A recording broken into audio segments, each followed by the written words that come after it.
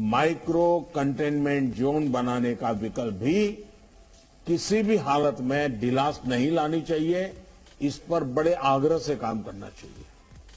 जिलों में काम कर रही पैंडेमिक जो रिस्पांस टीम्स को कंटेनमेंट और सर्वेलेंस एसओपीस इसकी रीओरिएंटेशन की आवश्यकता हो, वो भी किया जाना चाहिए। फिर से एक बार 4 घंटे 6 घंटे के लिए बैठ करके चर्चा हो, हर लेवल पे चर्चा हो, सेंसिटाइज भी करेंगे, पुरानी चीजें याद भी करा देंगे और गति भी ला सकते हैं। और इसके साथ ही टेस्ट, ट्रैक और ट्रीट, इसको लेकर भी हमें उतनी ही गंभीरता की जरूरत है जैसे कि हम पिछले 1 साल से करते आ रहे हैं। हर संक्रमित व्यक्ति के कॉन्टैक्ट को कम से कम समय में ट्रैक करना और आरटी-पीसीआर टेस्ट रेट 70% से ऊपर रखना बहुत अहम है। हम ये भी देख रहे हैं कि कई राज्यों में रैपिड एंटीजन टेस्टिंग पर ही ज्यादा बल दिया जा रहा है और उसी भरोसे गाड़ी चल रही है। जैसे केरल है, उड़ीसा है, छत्तीसगढ़ है, यूपी है।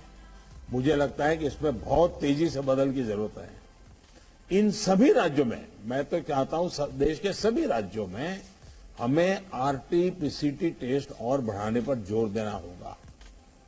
एक बात जो बहुत ध्यान देने वाली है वो ये कि इस बार हमारे टियर 2 और टियर 3 शहर जो शुरू में प्रभावित नहीं हुए थे, उनके आसपास के क्षेत्र प्रभावित ज्यादा हो रहे हैं।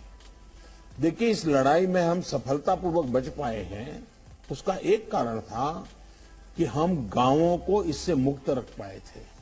लेकिन टियर 2, टियर 3 सिटी पहुंचा तो इसको गांव में जाने से देर नहीं लगेगी और गांवों को संभालना हमारी व्यवस्थाएं बहुत कम पड़ जाएगी। और इसलिए हमें छोटे शहरों में टेस्टिंग को बढ़ाना होगा। हमें छोटे शहरों में रेफरल सिस्टम और एम्बुलेंस नेटवर्क के ऊपर विशेष ध्यान देना होगा।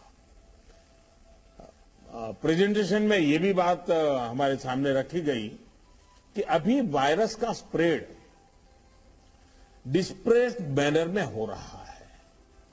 इसकी बहुत बड़ी वजह यह भी है कि अब पूरा देश ट्रैवल के लिए खुल चुका है। विदेशों से आने वाले लोगों की संख्या भी बढ़ी है।